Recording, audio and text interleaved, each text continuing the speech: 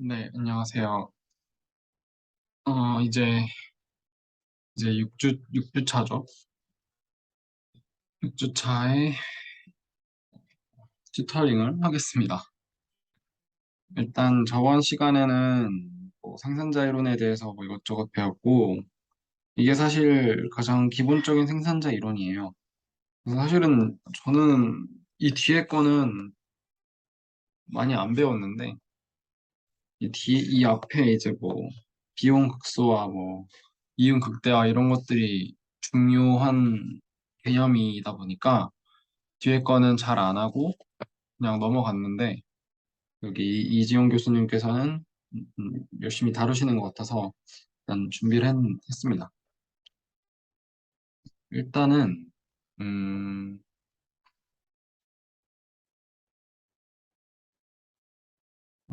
제가 이걸 뭐 이것저것 필기를 해놨는데 조금 지저분한 것 같아서 하나 쓰겠습니다. 그냥 새로. 그러면 이제 뭐 할 거냐면 어, 이전까지는 뭐 생산자가 뭐 어떻게 비용 극소화를 한다, 뭐 이윤 극대화를 한다 이런 것들을 배웠다면 이제는 그거를 가지고 이제 기업에서는 생산 요소 수요를 하고 그 뭐 컨디셔널 인풋 디맨드라고 해서 뭐 조건부 요소 수요 함수 뭐 이런 것들을 막 정했었죠. 근데 이제는 뭘 할 거냐면 우리가 슬러츠키 방정식을 배웠잖아요. 슬러츠키 방정식이라는 게 다시 리마인드를 하자면 어떤 가격이 올라갈 때, 즉 수요 법칙에 대한 얘기하죠. 그러니까 가격이 올라갈 때 어떤 재화의 소비가 늘어나냐 줄어드냐 그거를 대체 효과와 소득 효과로 분해하는 그걸 나타내는 일종의 방정식, 뭐 항등식이라고도 할 수 있겠지만 하여튼 그런 수식이었죠. 근데 여기서도 똑같아요. 왜냐하면 지금 생산자 이론을 다루고 있지만 생산 요소라는 측면에서는 생산자가 수요자고 우리 같은 노동자들이 이제 노동의 공급자이기 때문에 생산 요소의 공급자인 거죠. 그래서 기업은 요소 수요가 될 거고 어, 노동자들은 노동의 공급자가 됩니다. 즉 생산 요소의 공급자가 됩니다. 그래서 슬러츠키 방정식을 똑같이 적용을 할 수가 있는 거죠. WI가 요소 가격이고 요소 수요가 XI니까 이 가격이 오르거나 내렸을 때 요소 수요가 어떻게 변할까 하는 그 문제가 이 슬러츠키 방정식입니다. 그러면 어디서 시작을 할 거냐면 여기 위에 있었던 이 셰퍼드 렘마, 그 셰퍼드의 보조 정리, 즉 커스트 펑션을 요소 가격으로 미분을 하면 그 XI, 즉 그 요소 수요가 나온다라는 이 보조 정리랑 저 마지널 코스트 프라이싱에서 시작을 할 거예요. 그러면 좀 복잡하게 생겼는데 먼저 그러면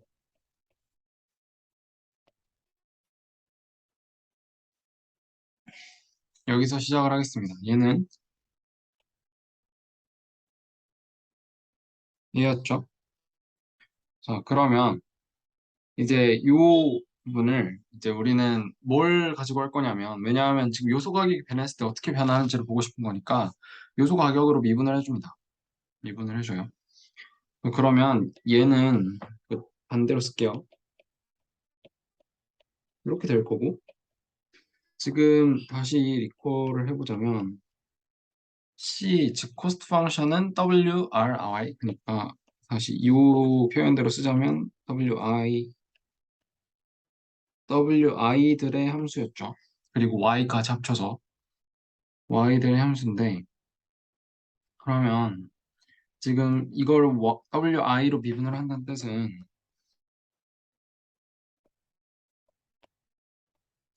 요건데 어, 여기에 또 뭐가 있느냐면 음, 요걸 가 다시 쓸게요. 그럼 얘를 이렇게 미분을 하는 거죠. 그러니까 일단 코스트 펑션이 이렇게 생겼다는 걸 기억을 해두시고 양변을 지금 좌우변 바꿔서 xi를 wi로 미분을 했고 우변에는 요 편미분한 거, 즉 이게 뭐 셰퍼드 레마인데 하여튼 코스트 펑션을 wi로 편미분하는 거를 다시 편미분을 한 거죠. wi로. 여기까지는 이제 이해를 하셨을 거라고 생각합니다. 근데 여기서 우리는 음, 여기 사실 이게 제가 PPT만 가지고는 정확히 무슨 말인지 이해를 못했는데 일단 원래는 y라는 게 생산함수잖아요. 이렇게 돼 있을 텐데 이게 왜 wi의 변화에 따라서 y도 같이 변한다라는 얘기인지 지금 이 PPT만 놓고 봐서는 제가 지금 잘 모르겠는데 이거에 대해서 추가적인 설명을 하셨으면 그거를 참고해서 이해를 하시면 될 것 같고 제가 하는 말을 그게 아니라면 이 부분에 대해서 좀 더 추가적인 설명을 요청을 드려야 될 것 같습니다. 아니면 아마 이 책 교재가 이 강의 교재가 베리안 마이크로 이코노믹스라고 알고 있는데 그 책을 참고를 하시거나 아니면 교수님께 여쭤보시거나 그러셔야 될 것 같아요. 어, 일단은 뭐 지금 제 생각으로는 정확하지 않은데 이거는 그냥 듣고 흘리셔도 될 것 같습니다. 이게 그냥 이 상태로 돼 있는 게 아니라 이게 뭐 어떤 최적 최적화된 최적화된 점이라고 생각을 한다면 그러니까 이윤 극대화를 위한 최적화된 섬이라고 생각을 한다면 이것도 일종의 이런 식으로 될 거잖아요. 그러니까 우리가 이 최적화된 Y를 생산하기 위해서 L과 K의 어떤 투입이 있겠죠. 최적화된 투입이. 그러니까 비용 극소화를 하기 위한 L과 K의 투입이 있겠죠. 아니면 이윤 극대화를 하기 위한. 그러면 얘는 우리가 알고 있지만 조건부 요소 수요 함수라는 건 요거잖아요.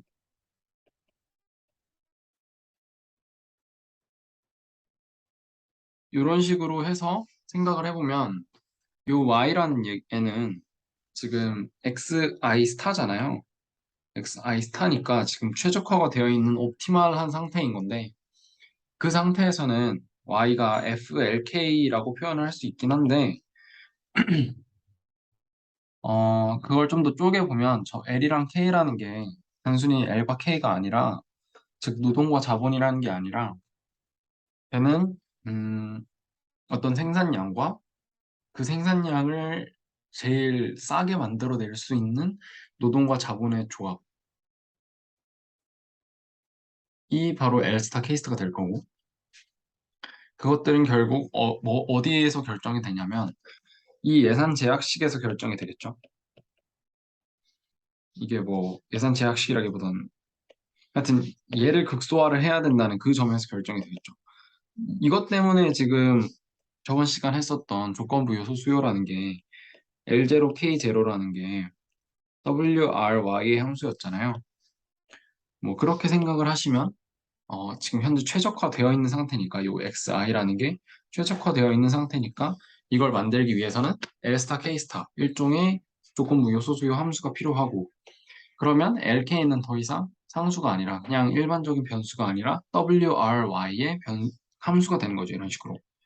그렇게 생각을 하면 이 Y도 W나 I, R, 즉 WI들, 즉 그 요소 수요, 아니 요소의 가격들에 의해서 이 Y도 변화할 수 있다라고 생각을 하면 괜찮을 것 같습니다. 그러면 이제 제가 코스트 펑션을 다시 써볼게요. 다시 써보자면 지금 여기를 잠깐 구분을 하겠습니다. 그러면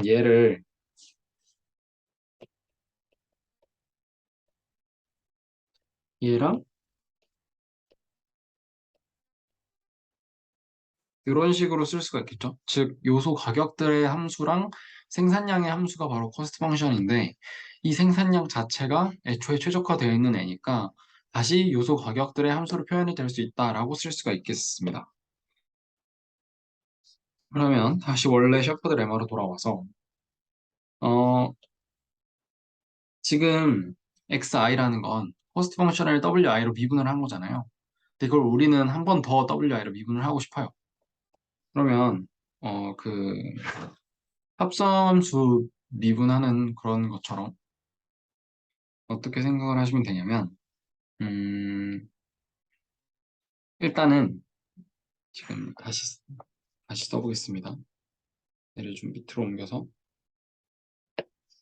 지금 그러면 C가, 음, 일종의,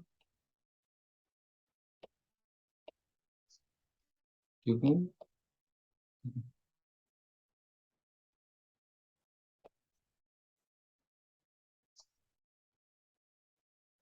이런 식으로 표현이 될 거고요. 그러면 얘를 이렇게 미분을 해버리면 얘는 지금 여기도 있고 여기도 있잖아요. 만약에 WI가 여기에도 있고 요 안에도 있죠. 그러면 얘는 어떻게 미분이 되냐면 일단 이거 자체, 즉 얘가 여기에서 WI가 C에 미치는 영향에다가 뭘 더해줘야 되냐면 요 Y가 변함으로써 C가 변하는 영향 곱하기 WI가 변함으로써 Y가 변하는 영향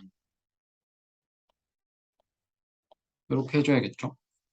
그러니까 지금 이거를 몇 번을 미분을 하든지 간에 뭐 이게 뭐 무한번 미분 가능하다라고 생각을 하면 똑같이 지금 여기에다 한 번 미분을 더해준 거에 불과해요. 이 식 전체에다가 WI에 대해서 미분을 한 번 더해준 거에 불과합니다. 그러면 어떻게 되냐면 뭐 여기 제가 써놨지만 어,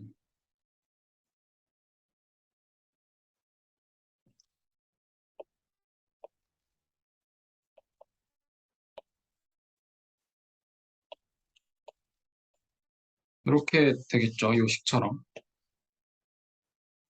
왜냐하면 어, 여기 지금 여기를 이렇게 한번 미분을 했고요. 여기도 한번 미분을 해서 뭐 이거 냅두고 그러니까 그냥 간단히 생각을 해서 이렇게 된 거죠, 지금. 그렇게 생각을 하시면 요 식이 튀어나옵니다. 요 식이 나와요. 셰퍼드 보조 정리에서 요 식이 나왔고요. 그 다음에 두 번째로는 MC 프라이싱.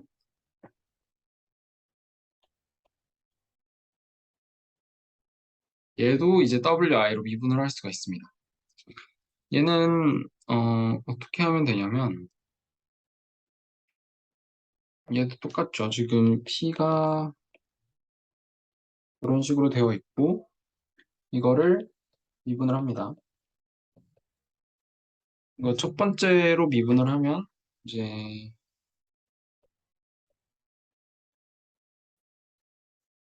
이렇게 될 텐데 음,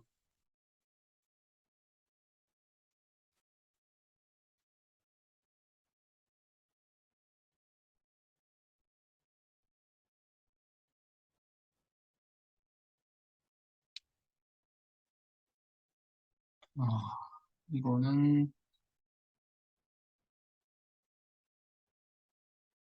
얘랑 똑같이 그러니까 여기 있는 애랑 똑같이 분해를 해서 생각을 해본다면 얘는 일단 사실 이거 자체가 어, W WI를 지금 포함하고 있죠 여기. 그러니까 이 변화 자체에다가 아까처럼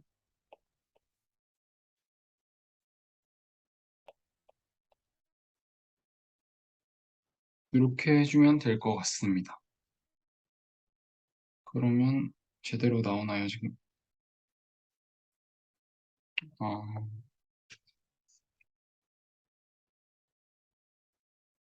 아, 아, 네. 제가 잘못했는데 이게 좀 복잡해가지고 저도 화면서 헷갈리는데 어, 음, 일단은 그러면 복잡하니까 얘를 그냥 미분을 한 걸 뭐 그냥 F라고 둘게요. 네, F가 뭐냐면 지금 어차피 여기 이렇게 돼 있으니까 얘도 다 똑같은 함수겠죠. 변수는 다 똑같겠죠. 편미분을 해도.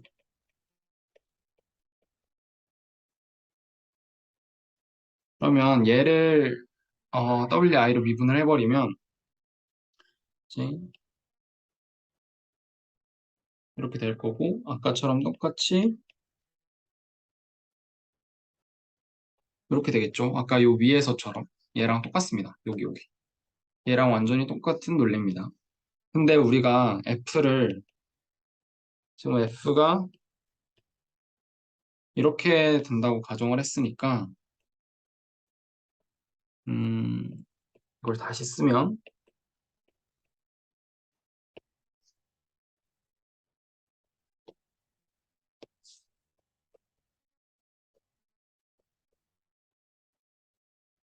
이렇게 되겠죠. 얘를 다시 정리를 하면 얘는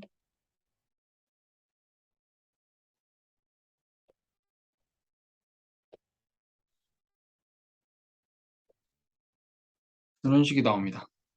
네, 길었지만 그래서 지금 이런 식들이 도출이 되는 거예요. 네, 이게 조금 너무 간략하게 되어 있어서 이거를 좀 설명을 했고 그러면 잠깐만 여기는 지금 가격이니까 가격은 그냥 상수니까 이거 미분하면 0 되는 거죠. 이게 지금 0입니다. 그래서 여기 있는 여기가 0이 되는 거고요. 이제 이런 식으로 지금 풀어서 쓸 수가 있습니다. 그러면 이제 어떻게 되느냐? 여기서 또 이 식이 튀어나와요. 이 식이 나오는데 이 식은 어떻게 나오는 거냐면 요 식을 요 식에 대입을 하는 겁니다. 그래서 다시 쓰겠습니다. 얘가 0이니까 우리는 제가 좀 따로 끌어다 쓸게요. 얘를 색상을 빨간색으로 하고 얘를 파란색으로 하면 얘네 둘을 가지고 빨간색, 파란색 얘네 둘이를 가지고 지금 요 밑에 있는 식을 만들어야 돼요.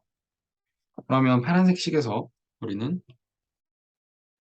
지금 둘이 겹치는 게 이 부분이니까 얘는 마이너스 요거 나누기 요거죠. 얘를 빨간색 식에 대입을 합니다. 그러면 WXI 스타 여기도 XI 스타입니다. 왜냐하면 셰파드 레마는 스타인 상황에서 성립을 하는 거기 때문에 당연히 스타 붙어야 되고 그러면 나머지 다 똑같고요. 여기만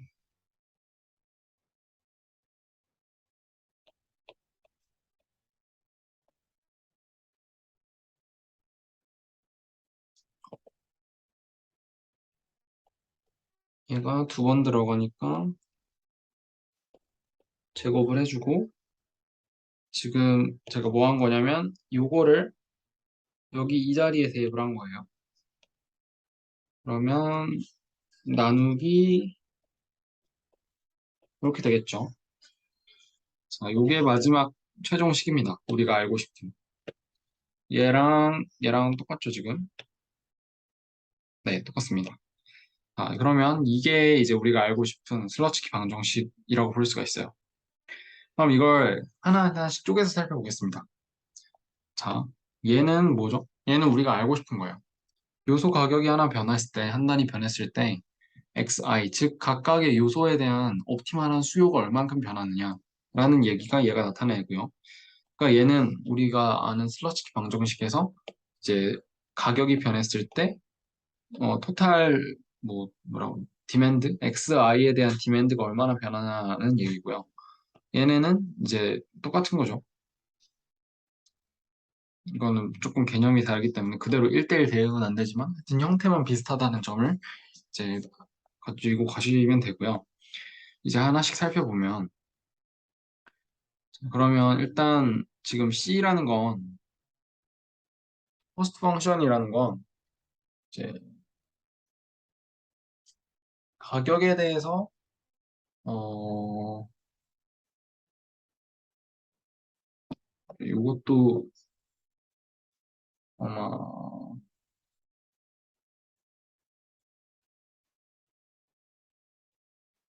이것도 배우셨는지 제가 이 강의 노트에 있었는지 잘 기억이 안 나는데 음, 우리가 한계 생산물 차감의 법칙이라고 하죠.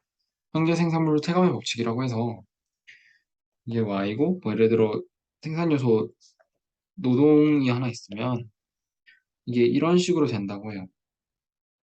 이게 성립한다는 소리가 뭐냐면, 생산 요소를 한 단위 투입을 할수록 그 한 단위의 생산물이 만들어내는 생산량은 점점 줄어든다는 거예요. 이걸 어떻게 생각하시면 되냐면, 예를 들어 어떤 공장에 한 10명의 노동자가 있어야 아주 효율적으로 작동하는 기계 한 대가 있다고 생각을 하면 사람 한 명이 들어갔을 때 이 기계를 그래도 어떻게든 돌릴 수 있겠죠. 그러면 생산량이 팍 늘어날 거고 2명이 있으면 그거보다 조금 덜 늘어나겠지만 그래도 많이 늘어나겠죠. 왜냐하면 어차피 기계는 한 대기 때문에 얘보다 막 많이 늘어나지 않을 거예요. 그러다가 쭉쭉쭉 늘어나다가 이제 만약에 여기가 10명이라 치면 여기서 완전히 이제 생산량이 아주 효율적인 극대화 되겠죠. 근데 뭐 이렇게 된다고 생각을 해보면 물론 이렇게 되진 않겠지만 생산량이 줄진 않겠지만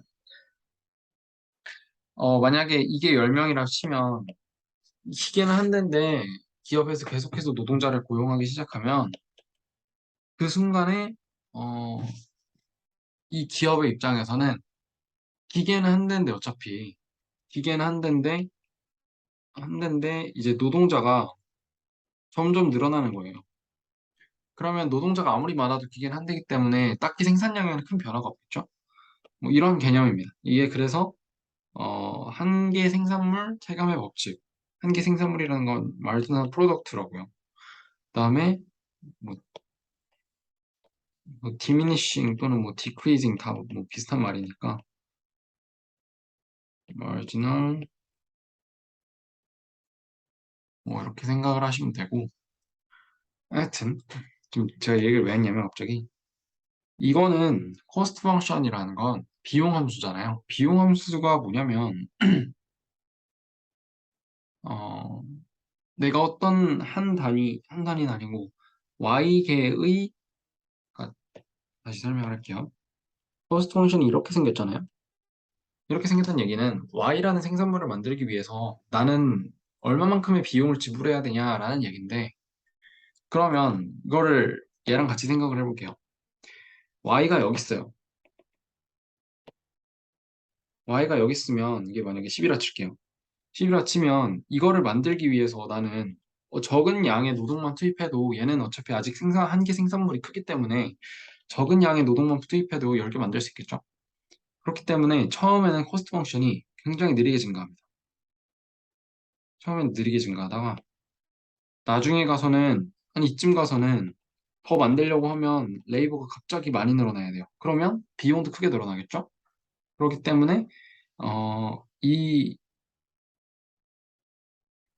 이 비용 함수의 꼴이 약간 이거랑 반대 모양으로 이렇게 생겼겠죠? 이렇게. 왜냐하면 이렇게 생각하시면 좋아요. 이 마지널 프로덕트 생산물이라는 건 기업의 입장에서는 좋은 거죠. 내가 적은 요소를 투입하면서 더 많은 양을 만들 수 있다는 얘기는 어, 돈 적게 들어서 많이 벌을 수도 있다는 얘기잖아요. 그러니까 이 그림은 기업의 입장에서는 되게 아주 좋은 그림이에요. 효자스러운 그림인데 반대로 비용 곡선은 어떻게 생겼냐? 비용은 나한테 기업 입장에서 안 좋은 거잖아요. 그러면 아주 싸게 기업이 이제 생산물을 많이 만들 수 있을수록 얘는 느리게 증가해야 되고 비용이라는 건. 근데 기업 입장에서 안 좋을 때는 내가 많이 투입해도 생산물의 증가량이 그렇게 크지 않을 때, 별로 안 크죠, 여기? 이런 경우에는 빨리 증가를 해야겠죠, 여기서. 이렇게. 그래서 이게 만약에 마지널 프로덕트라면 이게 바로 코스트가 됩니다. 뭐, 꼭 이게 마지막 프로덕트라는 얘기는 아니지만, 하여튼, 코스트 펑션이 이런 식으로 드러나요. 그래서 이거를 이제 생각을 해보면, 프라이스라는 게 요소 가격이죠.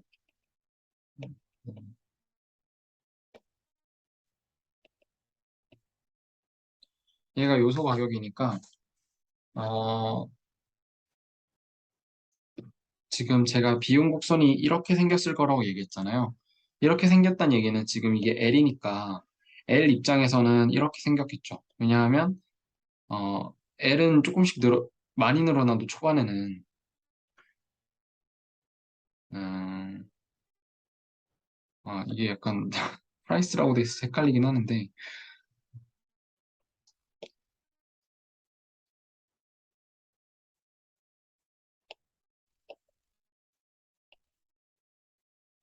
코스트고, 이게 뭐 레이버라고 치면, 이렇게 생겼을 거예요.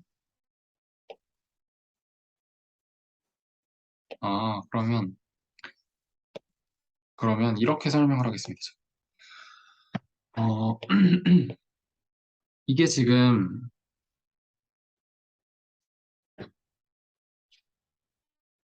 음,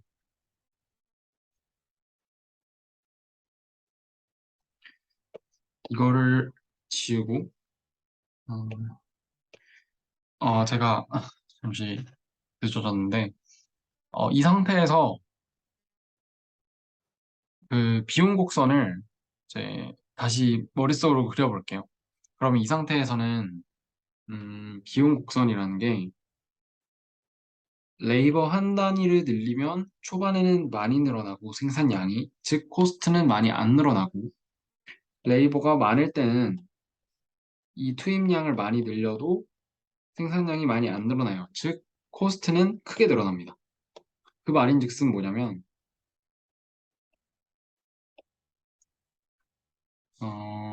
이게 Y라고 쳤을 때 어떤 생산량을 만들기 위해서 어, 그 이거 마지널 코스트 즉 한계 비용이라는 건 초반에는 조금 조금씩 늘다가 후반에는 팍팍 늘어나야 되잖아요. 그러니까 이런 식으로 생겼다는 얘기예요. 마지널 코스트 곡선이. 왜냐하면 초반에는 Y가 많이 늘어도 MC가 늘어나는 속도가 그렇게 빠르지 않았잖아요. 그러니까 코스트가 애초에 많이 안 느니까 MC도 이렇게 됐을 거고. 그리고 그 기울기가 빨라지는 속도도 처음부터 이렇게 갔다가 나중에, 그러니까 마지널 코스트가 일종의 그 코스트의 도함수잖아요. 요건데, 이 MC의 기울기라는 건 이계 도함수인데, 뭐 그렇게까지 생각을 하지 마시고, 어, 얘는 천천히 내잖아요. 이렇게. 그러니까 나중에 빨라지겠지만. 아니, 코스트라는 건 처음에 느리게 증가했다가 초반에 빨리 증가하는데 그 증가하는 속도도 MC도 즉 기울기도 나중에 가서 빨라진다는 거잖아. 아주. 처음엔 느리다가. 그래서 MC도 이렇게 생겼을 겁니다. 그래서 사실 결과적으로 이걸 뭐 이차함수라고 생각을 하면 사실 말이 안 되는 얘기긴 한데 결과적으로 TC랑 토탈 코스트, 즉 일반적인 코스트 펑션이랑 MC랑 둘 다 비슷하게 생겼습니다. 이렇게. 이런 식으로 생겼어요. 그래서 우리는 뭐 런 점을 생각을 하려고 하는 거죠. 초반에는 뭐 이거는 좀 어떤 다른 얘기들이 더 있어야 이런 모양인데 하여튼 지금 생각을 해야 될 거는 둘 다 이런 모양을 가졌다는 얘기입니다. 이게 중요한 거예요. 그럼 MC가 이런 모양을 가졌다고 생각을 해볼게요. 왜냐하면 Y가 늘어날수록 코스트는 초반에는 점점 느리게 되다가 나중에는 빨라지니까. 그러면 MC가 지금 이런 컨케이브, 아니, 이렇게 볼록한 모양이란 얘기는 이계도함수의 값은 이제 이렇게 생겼다는 얘기잖아요. 왜냐하면 초반에는 이렇게 증가했다가 나중에는 이 기울기 자체는 다시 느려지니까. 초반에는 여기서 이까지 갔는데 나중에 여기서 한 이까지밖에 안 가잖아요. 그러니까 얘랑 얘의 차이나 얘랑 얘의 차이랑 이쪽이 이쪽보다 훨씬 크다는 거죠. 그래서 기울기의 증가 속도는 MC가 이렇게 좀 작다라고 볼 수가 있습니다. 이게 딸랑 요 한마디 설명하려고 지금 너무 오래 갔는데 지금 제가 너무 난잡하게 설명을 했는데 어, 정리를 하자면 그냥 정리를 하자면 음, 코스트라는 건 이 생산과 완전히 반대 관계예요. 그러니까 기업 입장에서 얘는 좋은 거, 얘는 나쁜 거죠. 그러니까 얘가 이렇게 되면 코스트는 이렇게 된다는 얘기예요. 반대로 얘가 이렇게 되면 코스트는 이렇게 되겠죠. 그래서 그거를 이제 두 번 미분을 하면, 그리고 이걸 또 가격으로 생각을 하면, 이거는 너무 얘기를 많이 할 것 같아서, 일단 이거를 가지고 이것저것 생각을 해보시면 나올 텐데, 일단 이 부분이 이 정도로 하고 넘어가겠습니다. 이걸 다 처음부터 다 꼼꼼하게 따지면서 넘어가려면 시간이 너무너무 오래 걸릴 것 같아서. 하여튼, 그래서 우리가 하고 싶은 말은 뭐냐면, 코스트 펑션이라는 게, 이 프로덕션 펑션이 이렇게 생겼을 거고, 이거의 반대 모양으로 이렇게 코스트 펑션이 생겨서, 이거의,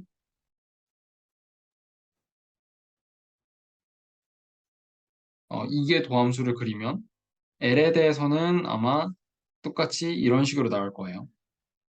근데 반대로 또 L에 대해서 이렇게 생겼다는 얘기는 그 비용에 대해서는 이렇게 생겼다는 뜻이죠. 그러니까 비용과 생산 간의 그 반대 관계를 생각을 하시면 딱히 뭐 막 수학적으로 증명을 하고 이런 게 필요가 없고, 코스트랑 프로덕션이 이런 식으로 반대 모양을 가지는 것처럼 여기 있는 프라이스, 즉 요소 가격, 그러니까 레이버에 대해서는 임금이 되겠죠, 웨이지. 그것도 반대 모양으로 이렇게 생겼다고 생각을 하시면 금방 나올 것 같습니다. 그래서 L에 대해서는 코스트 펑션이 이렇게 생겼을 건데 아마 이게 도함수가 근데 그걸 반대로 뒤집으면 이 프라이스에 대해서는 이렇게 생겼을 것이다 라는 얘기입니다. 그래서 이런 것 때문에 지금 C가 프라이스에 대해서 컨케이브하다, 오목하다라는 얘기고요. 그러면 컨케이브하다는 얘기는 이해덤수 값이 음수란 얘기니까 이렇게 될 거고, 여기가 음수일 거고, 그다음에 여기는 제곱이니까 당연히 양수일 거고요. 그다음에 얘는 코스트 펑션의 이해덤수 값. 얘는 당연히 0보다 크겠죠. 왜냐하면 계속 증가를 할 테니까. 막 감소하진 않잖아요. 네. 제가 방금 얘기한 것도 얘랑 얘의 관계를 생각을 해보시면 답이 나옵니다. 얘는 결국 y라는 거는 y랑 l은 같은 방향으로 움직이죠. l이 늘어나야 y가 늘어나는 거니까. 그러면 이 말은 여기 있는 이 말은 안 되지만 결국 방향만 놓고 보면 이거나 이거나 비슷하단 말이에요. 얘나 얘나. 근데 제가 방금 말했지만 코스트랑 프로덕션은 반대 방향입니다. 그래서 얘를 아까 제가 써놓은 L로 치환을 해서 생각을 하면 이거를 얘가 0보다 크단 소리는 얘가 0보다 작단 소리죠. 그래서 얘를 알면 얘가 나올 거고요. 얘를 알면 얘가 나올 거예요. 하여튼 그런 식으로 생각을 해서 얘는 양수가 될 겁니다. 왜냐하면 당연히 계속 증가를 하니까 MC가 increasing이 out. 그래서 얘는 양수입니다. 양수인데 여기 빼기 붙었으니까 음수. 그래서 전반적으로 얘는 0보다 작다라는 결론이 나와요. 그래서 네, 드디어 결론이 나왔습니다. 팩터 디맨드, 요소 수요는 이제 이 요소 가격에 대해서 무조건 줄어들어야 된다라는 얘기예요. 이 얘기는 뭐냐면 수요 법칙이 언제나 성립한다. 즉 요소에 대해서는 생산 요소에 대해서는 디펜즈가 존재하지 않는다라는 그런 결론이 나오는 겁니다. 그러면 이제 이거는 무슨 얘기냐면 어, 여기서는 지금 요소가 하나라고 생각을 하는 거예요. WI라는 요소가 하나 있고 그게 XI에 어떤 영향을 미치냐라는 얘기인데 여기서 얘기하는 거는 WJ라는 어떤 다른 요소의 가격이 바뀌었을 때 I라는 생산 요소에 대한 수요량이 어, 얼마나 변하느냐. 즉 어떤 뭐 대체재 관계나 보완재 관계가 있느냐라는 뭐 그런 거를 얘기하고 싶은 거겠죠 아마. 그러면 그냥 여기 제곱으로 돼 있는 걸 I랑 J로 쪼개면 돼요. 이런 식으로. 그러면 이거를 그냥 어떻게 해석을 하냐면 그냥 여기 나와 있는 대로 해석을 하시면 되는데 어, 여기 있는 여기 있는 요 항은 음,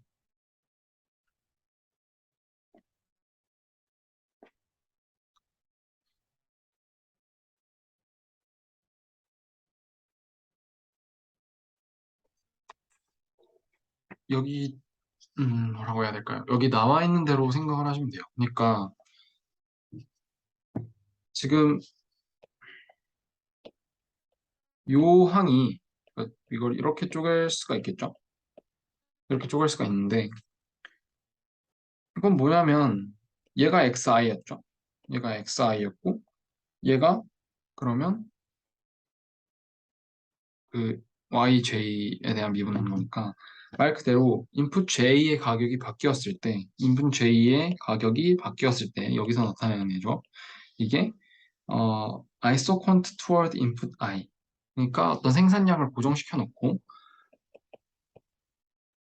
여기에 고정시켜 놓고 y 바로 상수로 고정시켜 놓고 이 상태에서 yj의 가격이 바뀌면 yi가 얼마나 영향을 받아서 아니, yi가 아니라 input i가 얼마나 영향을 받느냐라는 얘기예요. 이 얘기가 여기 있는 거죠.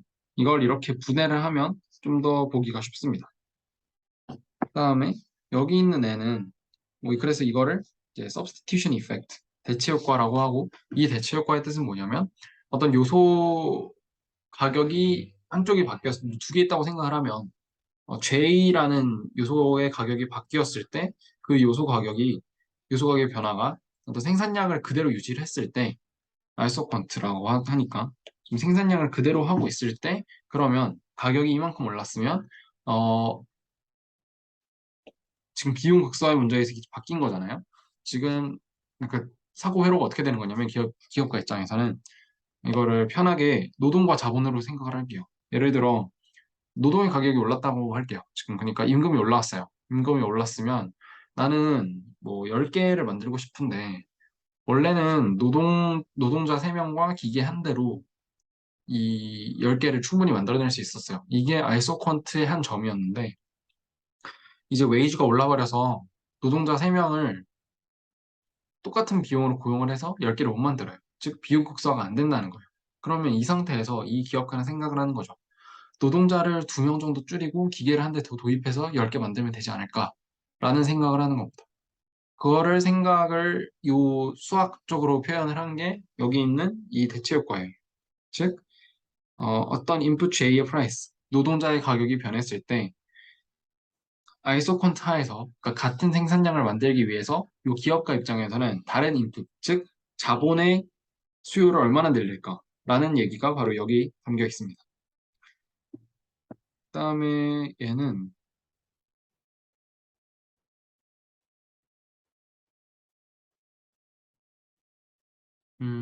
얘는 그냥 이렇게 부른다는 건데 사실 뭐 특별히 뭘 설명할 거는 많이 없고요.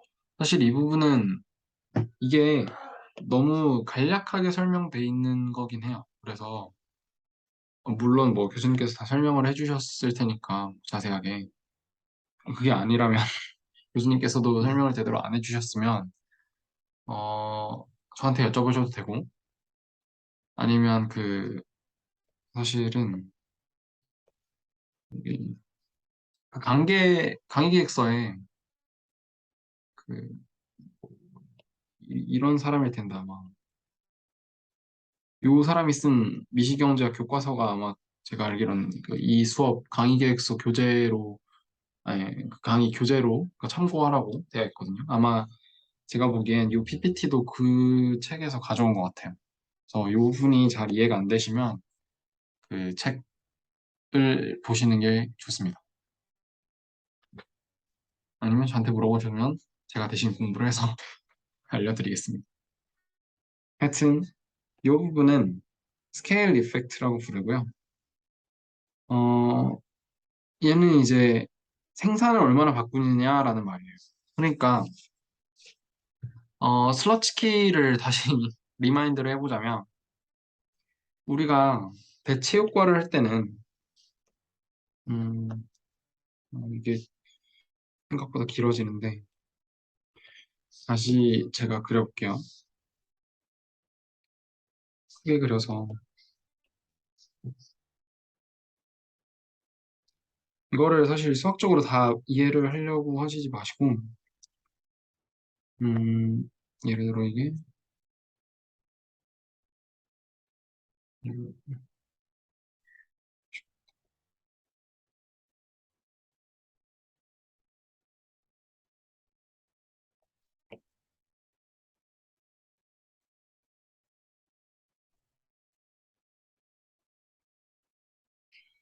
좀 이상하긴 한데.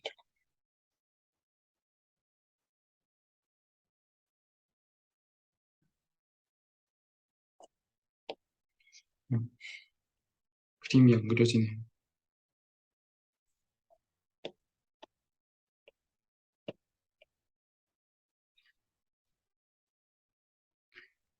우리가 그 소득효과 대체효과 할 때, 어떤 가격이 변했으면, 예를 들어, X의 가격이 지금 변한 상황이죠. 그러면 맨 처음에 여기였는데, 이거를 실질 구매력을 똑같이 고정을 하고, 여기로 바꿨잖아요. 이렇게. 이게 substitution effect였고, 여기서 예를 들어서, 뭐, 새로운 무차별 곡선이 이렇게 생겼다. 그러면, 여기까지 가서, 이게, 인컴 이펙트였죠. 그래서 이게 최종적인 스타가 되고, 뭐 이런 식으로 됐었어요. 그러니까 제가 하고 싶은 얘기 뭐냐면 대체 효과는 지금 이게 대체 효과고 이게 소득 효과예요. 그러니까 이 무차별 곡선과 등량 곡선을 바꿔치기 했다고 생각하시면 될 것 같아요. 그러니까 원래는 여기서는 지금 무차별 곡선은 냅두고 이 기울기에 맞게 상대 가격을 변화시켜서 새로운 음,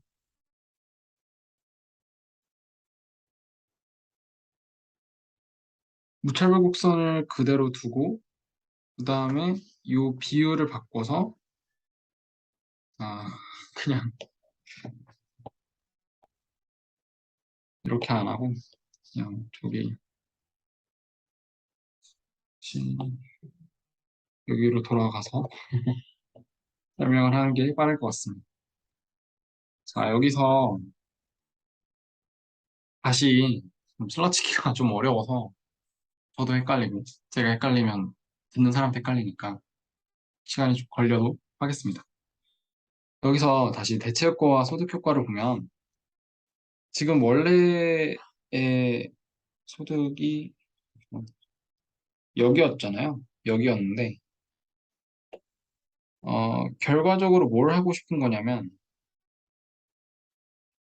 그림이 잠깐만. 원래 그러니까 여기죠 여기 여기가 원래 예산선이고 이거를 무차별곡선이 이렇게 생겼는데 우리가 생각하는 대체 효과는 뭐냐면 지금 상대 가격이 변했으니까 이 점을 그대로 소비할 수 있으면서 상대 가격이 이렇게 변한 새로운 예산선을 그려놓는 거예요. 그러니까 여기서 제가 저번에도 강조를 했지만 중요한 건 뭐냐면 상대 가격이 변화한 거고 실질 구매력은 그대로기 때문에 원래 소비하던 점도 소비를 할 수 있어야 되는 거예요. 이게 새로운 예산선, 가상의 예산선이죠. 이 상태에서 뭐 새로운 무차별 곡선을 꺼서 접하는 지점, 여기가 대체 효과 상에서의 임시로의 옵티멈이 될 거고, 이 상태에서 소득 효과를 반영을 하려면 여기서 늘려가지고 시프트를 해서 새로운 예산선을 이렇게 긋고 거기서 또다시 접해야 된다는 거죠. 이거랑 똑같습니다. 지울게요. 여기서 대체 효과라고 했는데 이게 뭐였어요? 프라이스 체인지가 그러니까 여기서 X제죠. X제의 가격 변화가 지금 실질 생산력, 여기서는 소비자에서는 실질 구매력이었는데 여기서는 실질 생산력을 똑같이 해놔야 돼요. 그러니까 아이소컨트죠. 생산력을 똑같이 해놔야 되니까. 그러니까 생산력은 그대로 두고 여기서 이 그림을 활용을 할게요. 제가 이거를 다시 복사해서 여기다 붙이겠습니다. 페이지 붙여넣기. 네. 자, 이게 더 이상 이제 인디퍼런스 커브가 아니에요. 다 아니고,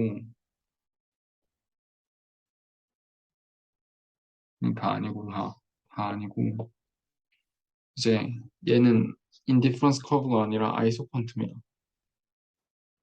그러니까 얘는 그대로 있어야 돼요.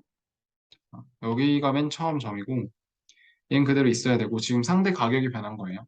왜냐하면 input J의 프라이스가 변하면서. 그러면 얘랑 똑같이 이게 x1이라는 요소, x2라는 요소라고 생각을 해봅시다. 얘는 그대로 있었죠. 얘는 여기 이 상태가 원래 옵티멈인데 이 등량 곡선을 유지를 하면서 지금 상대 가격이 이렇게 변했잖아요.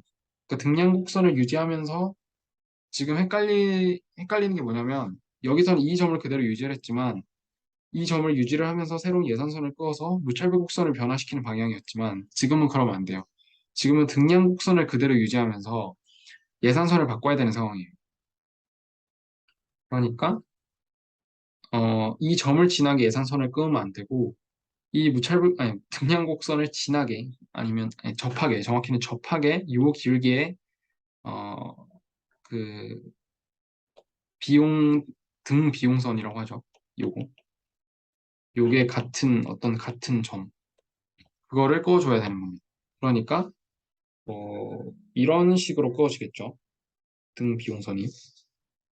그래서 여기가 새로운 y가 되는 거예요. 여기가. 그래서 요만큼 x1을 더 소비를 할 거고요. 그다음에 이 상태에서 여기로 옮겨간다는 소리예요, 지금. 얘 말은. 그래서 지금 여기서 하고 싶은 말은 input j의 프라이스가 xi의 프라이스가 지금 변해서 이런 식으로 지금 가격이 더 싸졌는데 그러면 만약에 등량 곡선, 즉 생산량은 그대로 유지하면서 생산량은 여기 이 등량 곡선을 유지를 하면서 어, 이 인풋을 바꾸기 위해서는 그 상대 가격이 변한 상태에서 이 아웃풋을 그대로 유지하고 싶으면 어디서 생산해야 될까 하는 점이죠. 그 문제를 해결하는 게 대체 효과고요. 그럼 이 상태에서 여기 원래 소비를 했었는데 지금 가격이 변하면서 X를 더 많이 소비해도 돼요. Y는 줄이고. 그래도 그만큼 만들 수 있어요. X만큼을. 아니, 그러니까 요 등량 곡선만큼을. 그러면 이 상태는 그대로 유지하고 얘랑 기울기가 똑같은 어떤 선을 그어서 얘랑 접하는 요 점에서 새롭게 대체 효과에 의해서 정해지는 옵티멈이 생긴다는 거죠. 그래서 여기로 이동하는 게 substitution effect가 될 거고요. 그러면 이제 여기서 이만큼을 또 이동을 해야죠. 예산선이 지금 바뀌었으니까. 네. 왜냐하면 소득 효과에 의해서 즉 생산량을 늘려야 되는 거예요, 이제. 왜냐하면 내가 굳이 Y는 그러니까 X2라는 요소는 그대로고 X1의 가격이 싸졌는데 굳이 이만큼 생산할 필요 없잖아요. 더 생산해도 되잖아요. 그러니까 예산선은 기울기는 지금 여기 기울기만 반영을 한 거고 이 절편값도 변화를 시켜줘야 된다는 거죠. 이렇게. 그래서 새로운 등비용선이 여기서 그려지고 그거에 접하는 점에서 새로운 이 옵티멀이 생겨난다는 거예요. 그래서 이 확장시키는 이 방향을 지금 얘가 말해주고 싶은 겁니다. 그 정도로 생각을 하시면 되고 그래서 여기가 결론인데 이 결론만 보시면 input i가 열등하다. 언제? 요게 0보다 작을 때. 즉 어, input i의 가격이 싸져도 이제 더 생산을 안 하는 거죠. 생산을 안 한다기보다는 음, 싸져도 안 쓰는 거죠. 그러니까 이 인풋의 가격이 싸져도 이 요소의 가격이 싸져도 예를 들어 너무 자동화가 잘 돼서 노동자의 임금이 더 싸져도 노동자 고용 안 하고 그냥 자본, 기계를 더 들여온다는 거예요. 그런 경우엔 노동이 열등제가 될 거고요. 그렇지 않고 어, 일반적인 경우에는 뭐 당연히 요소 가격이 싸지면 더 많이 고용을 할 테니까 노동이든 자본이든 뭐든 그런 경우에는 일반적인 노멀 고청산제라고 하는 겁니다. 그렇게 이해를 하시면 될 것 같고 요 식보다는 이 그걸 이해를 하셔야 돼요. 여기서 무차별 곡선이 막 움직였지만 우린 이제 뭐 할 거냐면 등량 곡선을 그대로 유지를 시키고 요 아이소퀀트를 그대로 유지를 시키고 여기에서 접하는 이 등 비용선들의 기울기만 이런 식으로 바꿔주는 그걸 하고 있는 겁니다. 여기서는 이렇게. 그래서 둘이 다른 거예요. 이 정도로 얘기를 하고 얘는 정리하는 파트입니다. 그래서 드디어 슬러치기가 끝났는데 거의 1시간 걸렸네요.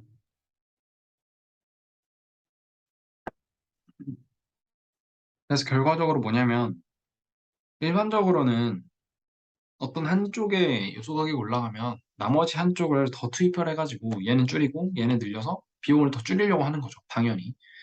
근데 그러지 않을 수도 있다는 얘기예요. 제가 방금 얘기한 예시처럼 너무 자동화가 잘 돼서 기계가 좀 비싸더라도 노동자 여러 명 고용하는 것보다 기계 한 대 더 들여놓는 게 더 회사 입장에서 이득이다라고 판단을 한다면 굳이 이러지 않을 수도 있다는 거죠.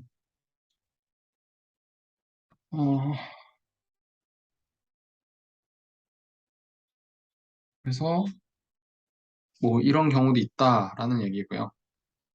근데 이거는 사실 잘 없죠, 이런 경우는. 그래서 대부분의 경우에는 이게 0보다 작다라는 얘기고 이게 여기 써 있습니다. 그래서 뭐 이 정도로 제 생산에 대한 그 슬러치 키를 마치고요. 뭐 여기서 기억을 해두시면 좋을 것들은 이 부분이랑요. 물론 여기 도출하는 거는 너무 수학적인 얘기라서 잘 모르겠으면 그냥 사실 이걸 일일이 다 기억을 하고 이해를 해야 되나 싶긴 하지만 하여튼 제가 이런 말을 하면 안 되니까 뭐, 한 번쯤 도출을 해보시면 손으로 해보시면 좋을 것 같고요. 중요한 점은 여기랑 그 다음에 이 그림을 이해하는 게 중요할 것 같습니다. 이 아이소 퀀트를 유지한다는 게 소비자 이론에서의 슬러츠키 방정식과 어떻게 다른지 그거를 이해하시면 좋을 것 같아요. 그러면 이제 다음으로 또 넘어가겠습니다. 네, 여기는 좀 머리가 덜 아플 것 같아요. 음, 이제 뭐 할 거냐면 우리 수요 쪽에서는 소비자 이론에서는 수요 곡선 도출한 거잖아요. 그러니까 수요 법칙. 그러니까 뭐 대부분의 경우에 뭐 깊은지가 아니라면 가격이 올라가면 수요가 줄어든다. 그러면 이제 우리 맨날 수요 공급하는 데서 공급 곡선도 도출을 해야겠죠. 그러니까 가격이 올라가면 공급이 늘어난다. 그 얘기도 해야 되잖아요. 어, 그래서 그 얘기를 하는 겁니다, 이제. 이제 뭐 할 거냐면 각각의 생산자가 아니라 이걸 인더스트리 레벨, 즉 어떤 산업 전체, 산업에는 여러 가지 기업들이 있을 거잖아요. 그 기업들을 싸그리 합쳐가지고 하나의 산업 수준에서 이 생산자 이론을 보겠다는 거예요.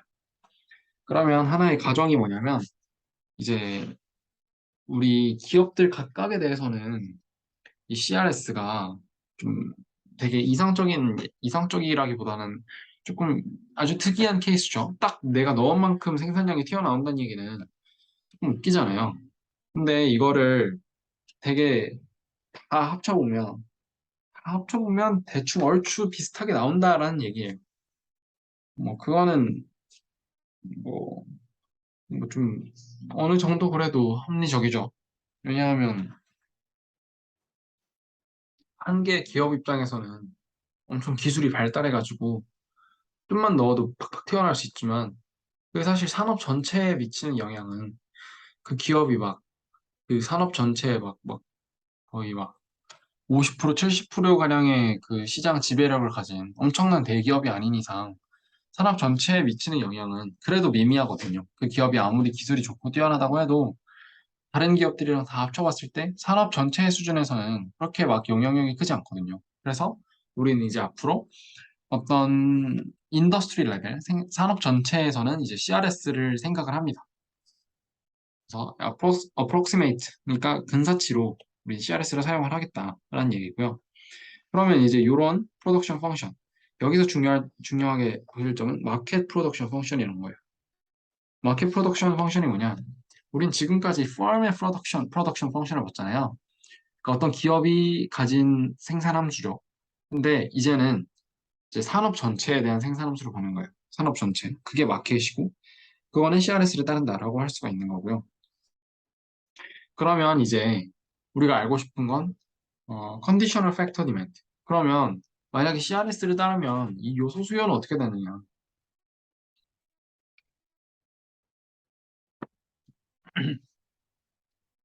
어, 요소 수요는 원래 이거였죠. 원래 이거였는데 CRS니까 얘의 뜻을 생각을 해볼게요. 얘의 뜻은 생산량을 Y게 만들기 위해서 필요한 노동, 필요한 자본이었죠. Y계 만들기 위해서. 근데 CRS니까 Y계 만들기 위해서 필요한 거는 한 개를 만들기 위해서 필요한 L과 K의 정확히 Y배잖아요. CRS니까. 이거에 따라서. 내가 이게 만약에 Y라고 치면 여기 Y분의 1, Y분의 1, 아니 그냥 FLK에다가 곱하기 Y 하면 이게 Y계잖아요. 이게 여기가 한 개라고 치면 FLK에서 만들 수 있는 게 한 개라고 치면 그럼 생산 요소도 Y 배씩 해주면 Y가 튀어나오겠죠. 뭐 그렇게 생각하시면 이게 아주 당연한 결과라는 걸 알 수가 있습니다. 그러면 코스트 펑션 뭐였냐면 이제 두 개의 그 생산 요소가 있다고 쳤을 때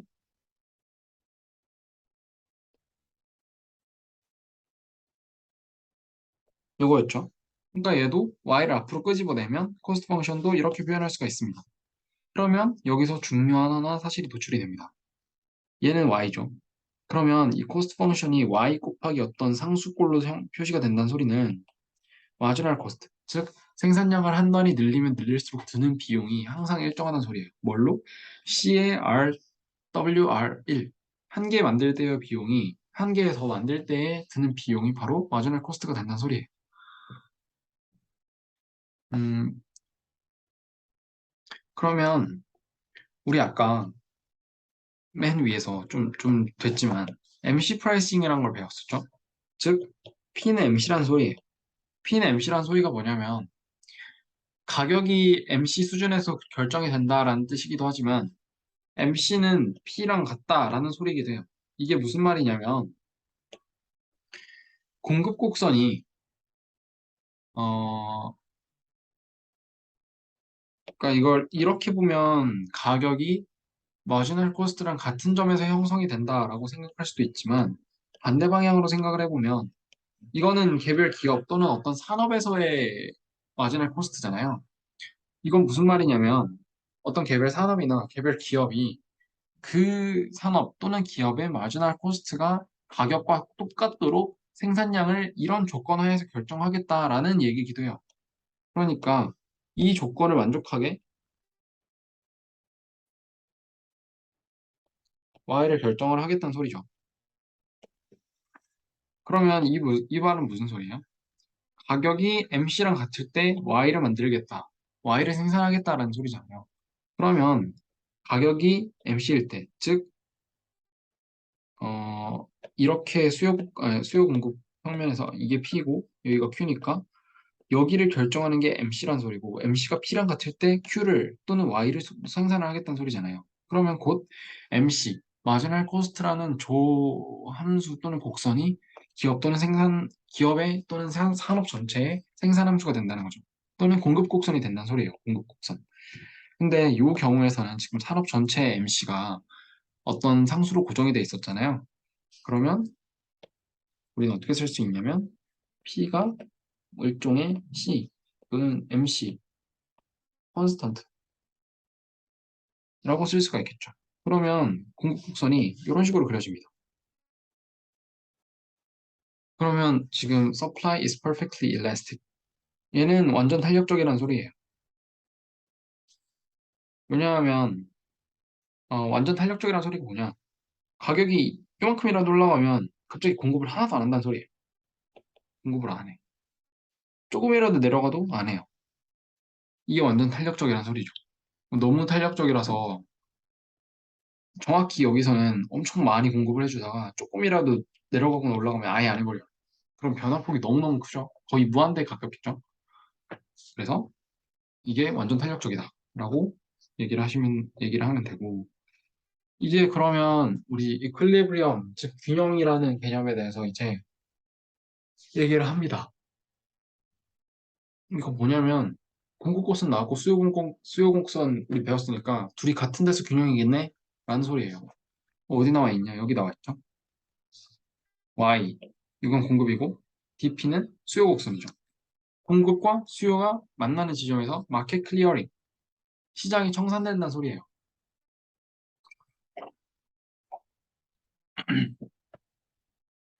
시장이 청산된다는 소리가 뭐냐면 시장에 있는 이제 뭐 수요하고자 하는 이 욕구가 있고 공급하고자 하는 욕구가 있는데 이 둘이 완전히 맞아떨어져서 남는 수요나 남는 공급이 아예 없어진다는 소리예요. 그게 청산됐다라고 표현을 하는 거고 뭐 영어로는 마켓 클리어링이라고 합니다. 그런 얘기고요. 이거는 뭐 쉬운 얘기고 그래서 이게 일종의 여기가 수요 곡선, 여기가 공급 곡선. 그래서 P스타랑 Y스타가 전체 시장의 균형이 된다라는 얘기입니다. 사실 여기는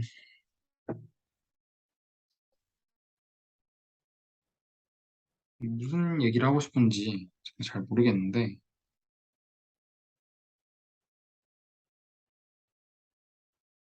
여기서 하고 싶은 건 제가 보기엔 요 얘기를 하고 싶은 것 같아요. 아까 우리는 CRS라는 굉장히 강한 가정을 가지고 그 공급 곡선을 만들어냈잖아요. 근데 사실은 꼭 CRS가 아닐 수도 있죠. 우리는 그냥 어프록시메이션 근사치로 그냥 다들 뭉뚱그려 보면 CRS가 되겠거니 하면서 저런 공급 곡선을 그린 건데 실제로는 그게 아니라 뭐 우리 맨날 그리는 것처럼 이런 식으로 그려질 수도 있다라는 얘기예요. CRS가 아니면 그러면 이런 식으로 그려져 주실 수도 있겠죠. 그럼 만약에 이제 우리가 균형은 모르는데 얘를 씌워놓고 어 잠시 치워놓고 지금 요 그래프만 놓고 봤을 때 지금 우리 공급을 몰라요. 공급 곡선은 모르는데 수요 곡선이 이렇게 변했더니 수요가 되게 늘었어요. 델타 T만큼 늘었는데 원래는 이렇게 MC 프라이싱을 해서 공급 곡선이 수평선대로 그려졌으면 프라이스가 요쯤에서 형성이 돼야 되는데 높게 형성이 됐어요. 이게 대체 왜 이렇게 이런 문제가 왜 생기느냐라는 의문점이 든다는 거죠. 그러면 무조건 공급 곡선이 수평선이 아닌 건가? 이걸 만족시켜주는 공급 곡선은 어떻게 그려지냐? 이런 식으로 우상향하는 공급 곡선이 그려지죠. 그래야 이런 균형점이 나올 거 아니에요. 그러면 이게 가능한가? 라는 소리를 하고 싶은 거예요. 이렇게 해도 되나?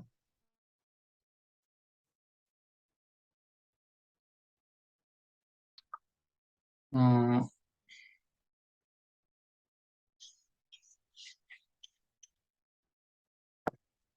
그러면 여기서 나와 있는 얘기가 뭐냐면 나는 뭐 요거에 이 얘기를 하고 싶은 건데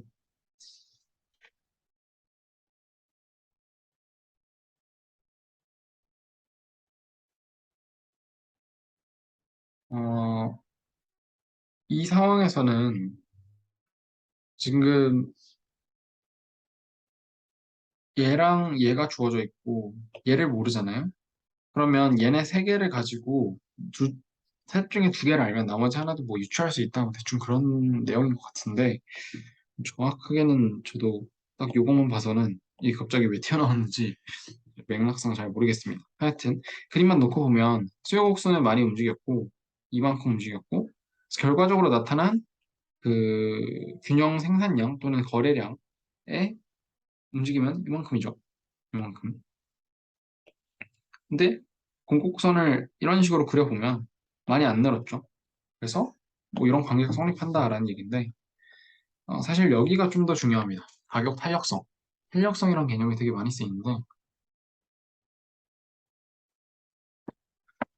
탄력성이란 건 음, 어떤 그러니까 가격 탄력성이라는 얘기는 수요의 가격 탄력성 또는 공급의 가격 탄력성이라고 앞에 뭐뭐의가 붙어야 돼요.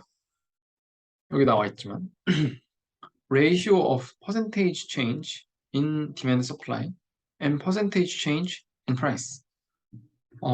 무슨 말이냐면 가격이 몇 퍼센트만큼 변했을 때 그거에 대응해서 수요 또는 공급은 몇 퍼센트만큼 변하냐라는 얘기예요. 이거를 말로 하면 힘드니까 식으로 써볼게요. 식으로. 엘라스티시티는 탄력성, 엘라스티시티는 그리스 문자 입실론으로 덮습니다. 그래서 D니까 수요의 가격 탄력성이에요. 그러면 우리가 이제 비율은 원래 가격 분의 변환 비율 곱하기 100, 원래 수량 분의 변환 수량 곱하기 100. 얘네 약분돼서 요런 식이 남죠. 요게 탄력성 공식이에요. 근데 이제 우리가 이 델타라고 하면 되게 작은 변화들을 감지하기가 힘드니까 리미트를 취해서 그냥 우리 고등학교 때 했던 것처럼 얘를 DQ, DP로 바꿀 거예요. DQ, DP로 바꿔서 아주 작은 변화들까지 캐치할 수 있도록. 그래서 이런 식으로 쓸 수가 있습니다. 얘가 바로 탄력성의 식이고요. 그러면 이거를 잘 조작을 해보면 이거는 dq, dp 곱하기 q분의 p 이렇게 되겠죠. 이게 바로 탄력성 공식이에요. 이게 바로 탄력성 공식이고 어, 이 밑에 있는 얘기는 뭐냐면 그냥 단순한 얘기인데 이거 귀찮잖아요. 기억하기가. 그래서 이거 로그 취해가지고 이거 이거는 알고 계시죠? 로그 미분하면 q분의 1인 거. 이거 그냥 dq 양변에 곱해가지고 q분의 dq를 dlnq로 쓰고 싶다 이거예요. 그래서 어딨냐? 여기를 dlnq로 쓰고 여기는 dlnp로 써서 뭐 이런 식으로 쓰고 싶다 이겁니다. 그래서 식이 좀 이상하게 생겼는데 좀 요 얘기는 제가 했으니까 지우고 음,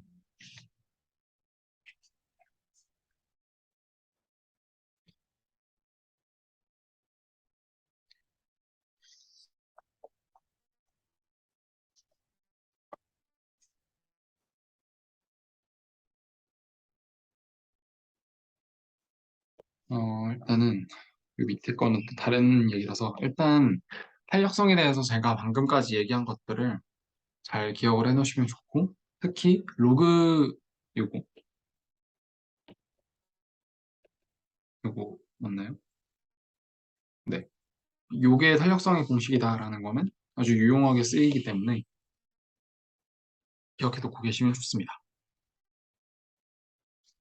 그러면 여기 있는 것도 무슨 소리냐 이거를 설명을 하겠습니다. 일단 탄력성에 대해서 간단하게 얘기를 해드린 거고 수요 함수가 원래는 그냥 가격에 대한 함수로 생각하기 쉬운데 여기서는 뭘 더 추가했냐면 이제 곡선 얘는 요 평면상에서 이 P가 의미하는 바는 요 곡선 위의 이동들이잖아요. 그러니까 가격이 높아지면 그 수요량이 높아진다. 근데 얘는 수요 함수 자체는 그대로잖아요, 여기. 근데 이거에다가 추가적으로 Z라는 걸, G라는 걸 넣어서 이 수요 함수 자체를 바꿔버릴 수 있는 또는 수요 곡선 자체를 이제 막 쉬프트를 시킬 수가 있는 그런 요소들까지 요 수요 함수에다 포함을 하고 싶다는 거예요. 그걸 Z라고 생각을 하고 이거는 정말 여러 가지가 있겠죠. unobserved. 뭐 제일 대표적으로 가계 소득이 될 수도 있고요. 아니면 뭐 어떤 다른 아주 좋은 상품이 나와서 그 상품에 대한 수요가 줄어들었을 수도 있고요. 하여튼 뭐 여러 가지 있습니다. 그걸 다 싸그리 합쳐서 Z라고 하는 거예요. 그래서 우리는 수요 함수를 이렇게 쓸 수가 있습니다. 그러면 이제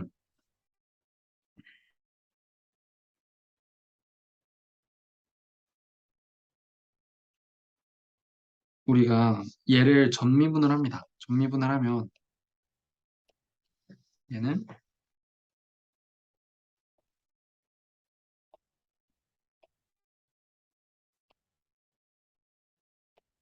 이렇게 될 거고요. 그다음에 여기다 q분의 1씩 해주면 여기 앞에 q분의 1 붙여주고 얘는 또 dlnq랑 같으니까 여기 이 식이 나옵니다. 이거 곱하기 q분의 1. dlnq가 요거 전체 곱하기 q분의 1이 되니까 요 식이 성립을 하겠죠. 얘는 어차피 이거는 혹시나 해서 말씀을 드리는 건데 이거는 얘랑 같은 뜻입니다. 하여튼 이렇게 표시를 할 수 있을 건데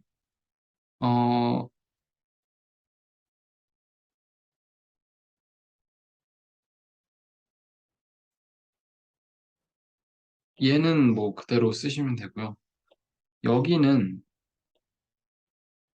음, P를 이런 식으로 붙여줘서, 그러니까 이게 흔히들 쓰는 그 일종의 테크닉이죠. 분자 분모에 같은 거 곱해주기. 그거 곱해줘가지고 그냥 요 꼴을 만들고 싶다는 거예요. 요 꼴을 만들어서 탄력성을 쓰고 싶다는 얘기인데, 하여튼 여기 분자 분모에 P 곱해줘가지고 요런 꼴을 만들고, 이거는 여기서 이게 치환이 되니까 델타 Q는, 즉 여기 있는 DLNQ라는 건 결국 DQ랑 똑같은 얘기잖아요.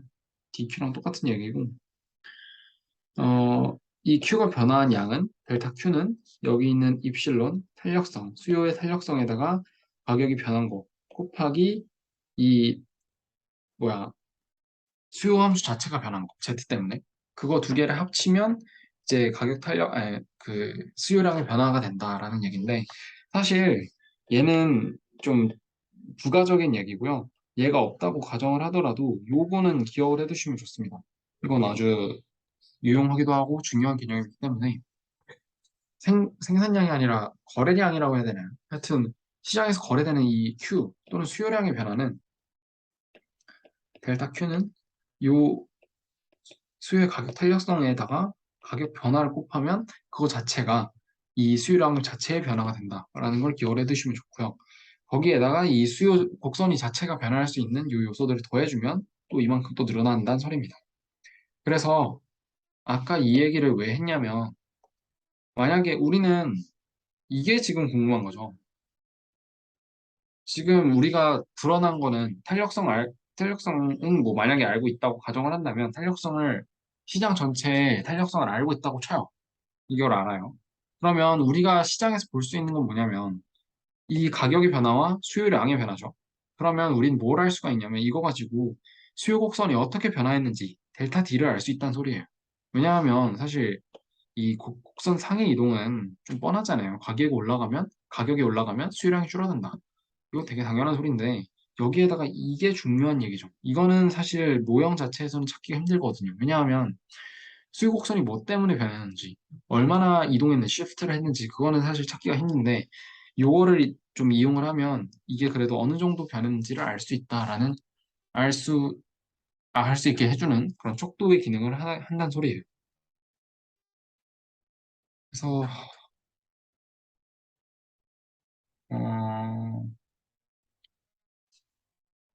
이거는 뭐, 똑같은 거 한 거예요. 즉 공급 쪽에서. 이 S는 수요에서 Z처럼 공급 곡선 자체가 변화할 수 있는 그런 요소들에 대한 얘기겠죠. 그러면, 음,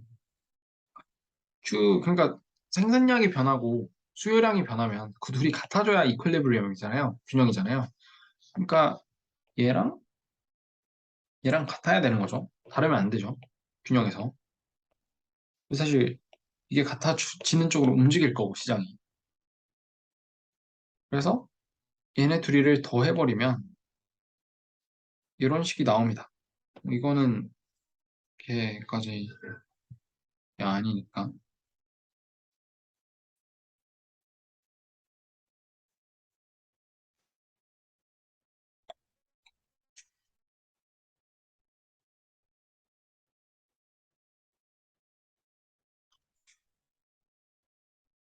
아, 이게 아니군요. 이게 아닙니다. 그러니까 제가 하고 싶은 말은 D가 아니라 여기 있는 Q랑 여기 있는 Q랑 같은 Q라는 소리예요. 네. 뭐, 이렇게 쓰면 좀 요상하긴 한데, 하여튼 이게 수요 쪽에서 움직인 Q고, 이게 만약에 서플라이 쪽에서 움직인 Q라면 Q, D, QS가 같아야 된다는 소리예요. 얘네 둘이 같으니까 얘랑 같겠죠. 그러면 얘네들이 더한 거, 얘네들이 더한 거 같으니까 이런 식으로 가격 변화를 측정할 수 있다는 소리입니다.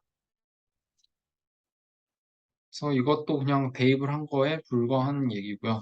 그다음에 여기 있는 해석들이 중요한 거예요. 사실 이 식 자체보다는 해석이 중요한데, 이거는 뭔가 뭐 증명하려고 막 그렇게 안 하셔도 되고요. 그냥 얘가 하고 싶은 얘기가 뭔지만 좀 생각을 해보면, 얘가 하고 싶은 얘기는 change in price, percentage change in price. 여기죠. 얘는 이제 excess demand, 가격이 올라간다 또는 내려간다라는 건 공급에 비해서 가격이 얼만큼 많냐, 아니 가격이 아니라 수요가 얼만큼 많으냐, 그거가 있을 거고요. 그럼 얘가 크면 클수록 가격이 높아지겠죠. 그래서 이게 문자가 있을 거고, 그다음에 이게 탄력성, 그러니까 음,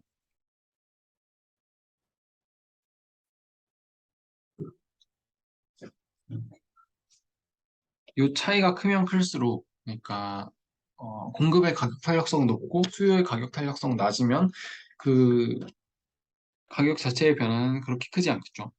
왜냐하면 공급은 빠르게 공급을 확 올려줄 거고 많이 시장에 풀어줄 거고 수요는 많이 안 늘어나 버리니까 가격 변화는 좀 작겠죠, 아무래도. 그래서 이렇게 쓸 수가 있다는 얘기고, 뭐 이것도 비슷한 얘기입니다. 그래서 이거 식 자체에 대한 얘기보다는 뭐 이런 식으로 표현할 수 있겠다라는 얘기를 이해를 하시면 될 것 같습니다. 네, 그러면 이제 우리가 어,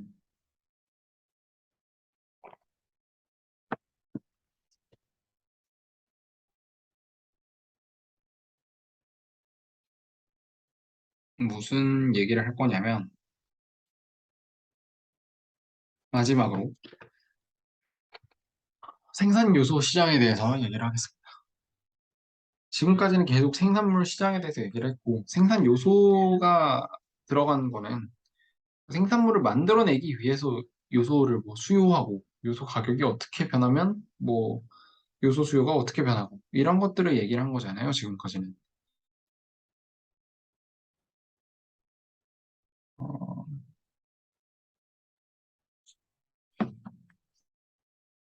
그러면 이 요소의 공급 또는 요소 시장에서의 균형은 어떻게 결정이 되느냐.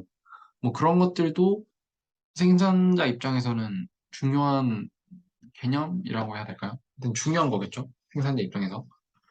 그래서 우리는 마지막으로 생산 요소 시장을 분석을 합니다. 그래서 그러면 지금까지 했던 거 다 그냥 짬뽕하는 거예요. 그럼 이제 일단 상품 가격은 이렇게 결정이 될 거고요. 이게 공급 곡선 쪽일 거고, 그다음에 수요 곡선은 아까 소비자 론에서 나왔고요. 그게 여기 들어가 있을 거고, 얘네 둘이 합쳐지는 데서, 그러니까 얘네 둘이 같아지는 지점에서 재화 시장의 균형. 우리가 흔히 말하는 수요 공급이 일치한다. 그게 재화 시장의 균형이 될 거고, 그다음에 이 공급을 하기 위해서 우리는 요만큼의 생산 요소를 수요를 할 거예요. 생산 요소 수요는 이렇게 결정이 될 거고, 근데 그러면 이 코스트는 어디서 나오느냐? 생산 함수에서 나오겠죠. 내가 얼만큼 만들 수 있느냐? 이 L과 K를 투입해서. 그러니까 얘네 네 개를 가지고, 네 개를 가지고 이제 균형이 만들어진다는 소리예요. 그러면 뭐 생산 요소 공급에 대한 얘기를 좀 하고 싶다라는 얘기입니다. 물론 이런 질문도 있겠지만, 얘기를 좀 해보자면, 사실 이 부분은 너무 간단하게 써 있어서 이거 가지고 요소 시장을 뭔가 다 했다라고 표현하기 좀 어렵고요. 이거는 어 제가 교수님께서 어떻게 설명을 하셨는데 이 부분이 안 됩니다라고 뭐 저한테 얘기를 해주시거나 하면 그 부분에 대해서 제가 보충 설명은 가능한데 이걸 아예 새로운 파트로 저 혼자 강의를 하기엔 저도 아직 부족한 점이 많아서 그래서 여기는 일단 제가 여기 있는 식들을 여기서 도출하는 게 조금 어려울 수도 있을 것 같아서 그 부분을 중심으로 설명을 하고 여기 있는 어떤 내용들이나 직관적인 내용들 이게 무슨 의미냐 하는 것들은 교수님 설명이 훨씬 나을 것 같습니다. 저보다. 아, 그러면 이제 요소 시장으로 가볼게요. 첫 번째, 어, 이거를 우리가 도출하고 싶어요. 이거 도출하고 싶은데 이거 어디서 나오느냐? 어,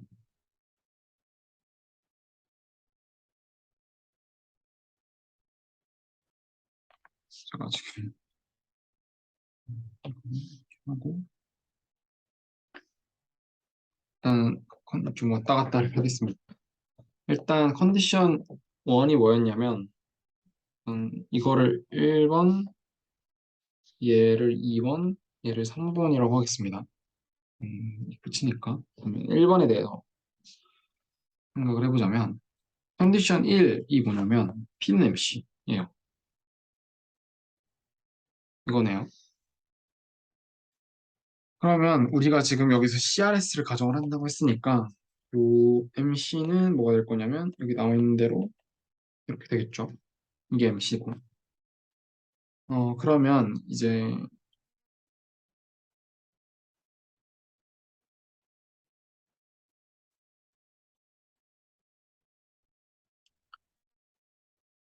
이거를 이제 프라이스에 대해서 가격의 변화를 이제 따져보기 위해 점미분을 하겠습니다. 점미분. 이거 하면 여기 써있지만, 이거 써놨지만 다시 써줄게요.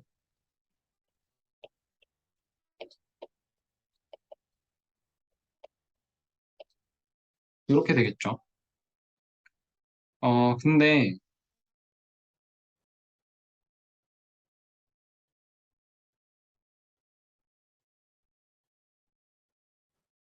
음, 뭐라고 해야 되나?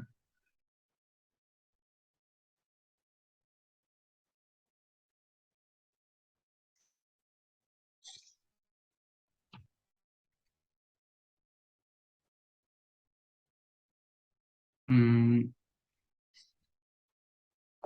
이거를 어떻게 생각을 하면 되냐면, 이거를 이런 식으로 생각을 해볼게요. y분의 1 곱하기 이런 식으로 생각을 할 수가 있겠죠. 근데 얘는 뭐였냐면,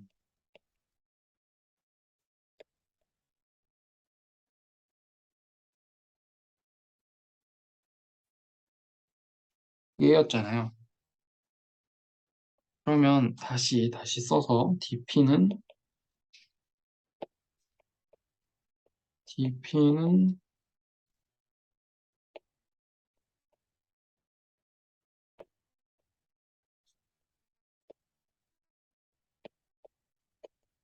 이게 될 거고요. 그다음에 그러면 얘를 w로 미분을 한다는 소리잖아요. 편미분을 한다는 소리니까 얘는 y분의 l 제로, 즉 그냥 l이라 쓸게요. 왜냐하면 요소 수요가 뭐 그냥 l이니까. 이렇게 쓰고 dw 얘는 y분의 k dr이 되겠죠. 그러면 다 왔습니다. 그러면 이제 우리는 p의 변화 비율을 알고 싶은 거니까 여기선 이 식을 따라가면 이렇게 될 거고요. 얘는 py분의 l py분의 k 얘가 일종의 델타 p가 될 거고요. 즉 p의 변화율 얘는 좀 조작을 해주면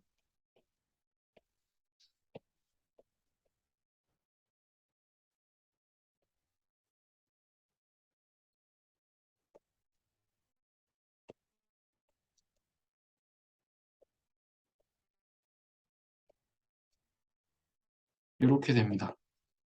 그래서 마지막에 이런 SL이라는 게 있는데 얘는 별게 아니라 이 PY라는 게 기업 입장에선 전체 그 레베뉴잖아요. 전체 수익. 전체 수익 중에 이 노동자 임금으로 얼마나 썼는지 그 비율, 레이쇼. 얘는 자본에 대한 임대료, 이거 그 자본에 대한 비용으로 얼마나 썼는지 이거예요. 그러니까 factor spending as a share of total revenue. 뭐 이게 바로 이게 SL, SK가 되는 거고요. 그 가격 변화는 뭐냐면 직관적으로 생각을 해서 내가 버는 거 중에 노동자에게 지급하는 비용으로 이만큼의 비율을 써요. 내 총 소득 중에 이 정도 비율은 노동자에게 들어가는 비용이에요. 그거에다가 그러니까 가격을 변화시키려면 원래 P가 이거였잖아요. P가 변한다는 소리는 델타 P라는 소리는 MC도 변한다는 소리인데 MC의 변화를 분해를 해보면 당연히 델타 W, 델타 R, 즉 비용 자체의 변화도 있겠지만 그 비용을 내가 얼마나 쓰는지도 중요하다는 소리예요. 이거는 내가 써야 하는 비용, 한 단위당 비용이 변화한 그 양이고요. 여기 있는 애들은 그러면 그 비용이 변화했을 때 그 비용의 변화에 나는 얼마나 영향을 받느냐. 내가 만약에 총 수익 중에서 노동자에게 지급하는 임금이 훨씬 많다. 또는 노동자에게 되게 임금을 많이 지급해야 된다라고 한다면 이 영향이 되게 크겠죠. 그게 여기 반영이 되어 있는 거고. 반대의 경우라면 여기에 반영이 되어 있겠죠. 그리고 이 영향이 훨씬 클 거예요. 뭐 그렇게 분해를 했다라고 생각하시면 되고. 그다음에 어, 또 여기를 써볼게요. 컨디션 4는 뭐였냐면 올라가서 등산 함수였죠. 이거예요. 컨디션 1이랑 같은 계산을 하라는데 일단 정미분을 하겠습니다. 정미분하는 건 어렵지 않으니까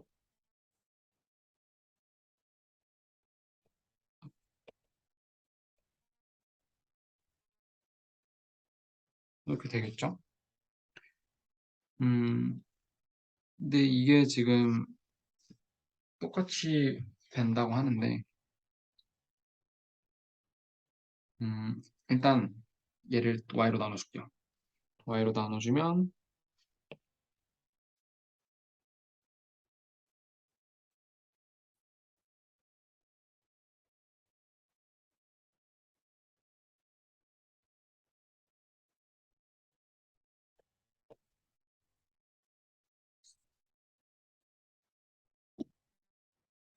어,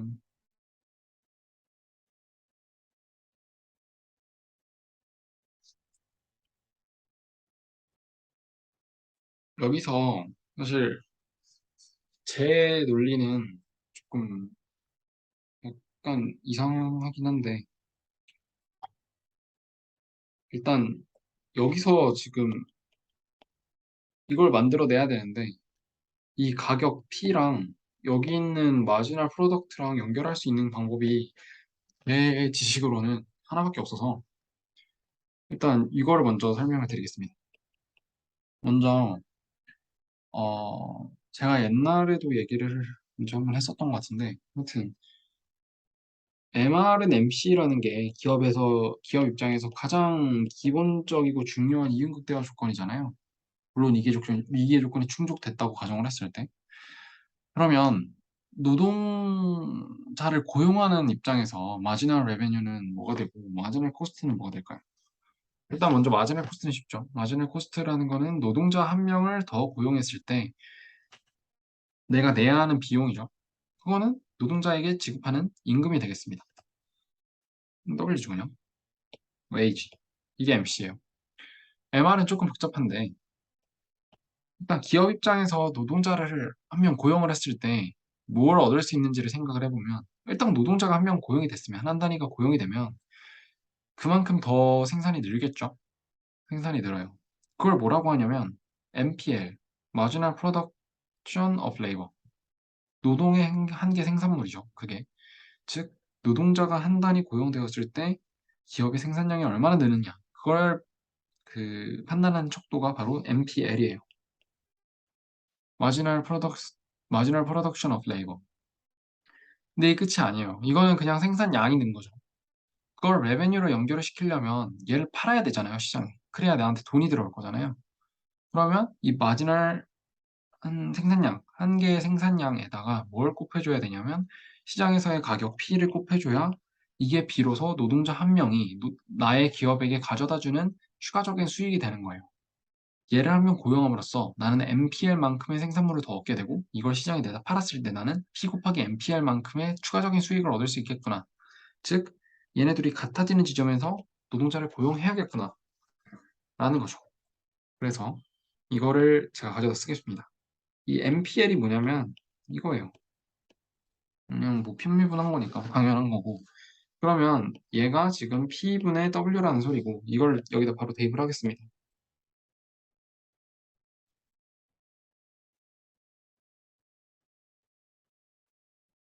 이렇게 된다는 소리고요. 이거를 똑같이 그러면 이걸 델타 Y라고 하면 이거를 한 번 더 쓰겠습니다.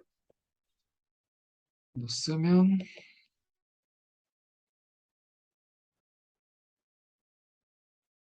똑같습니다. 이 뒤로는. 따라서 델타 y는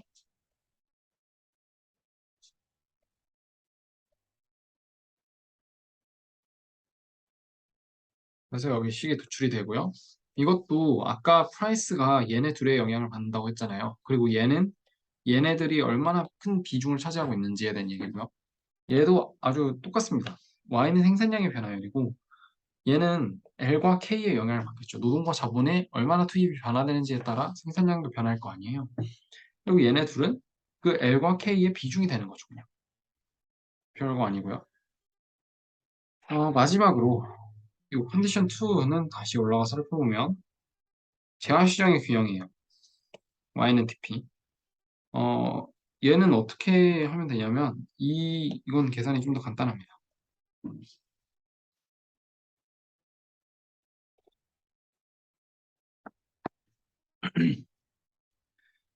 이거 전미분하면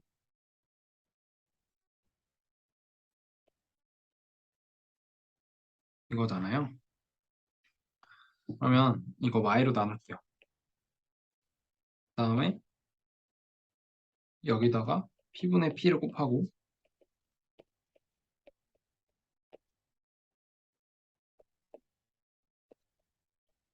이렇게 하겠습니다. 그러면 어떻게 나오느냐면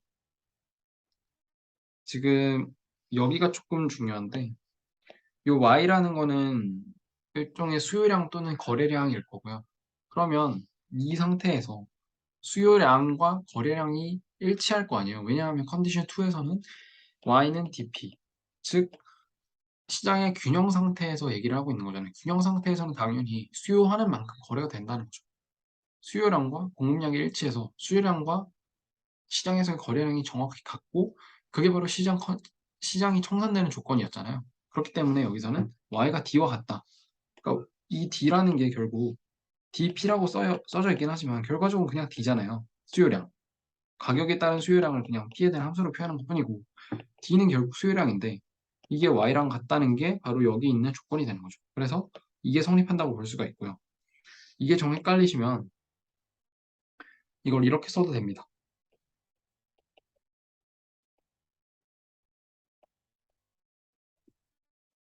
이렇게 쓰면 지금 dp는 y니까 그냥 얘를 y로 바꿔주시면 돼요. 이렇게 하면 좀 더 이해하기가 쉬우시겠죠? 그러면 우리가 이제 얘를 빼고 얘만 생각을 하겠습니다. 그러니까 얘만. 얘는 뭐였죠? 지금 얘 미분한 거고 얘가 거꾸로 돼 있죠? 이게 정확히 탄력성의 식이죠. 아까 제가 위에서 얘기를 했던. 그렇기 때문에 이거는 수요의 가격 탄력성이 될 거고요. 거기에다가 가격의 변화율을 곱하면 그게 바로 수요량의 변화가 된다. 이거 아까 어디 썼냐면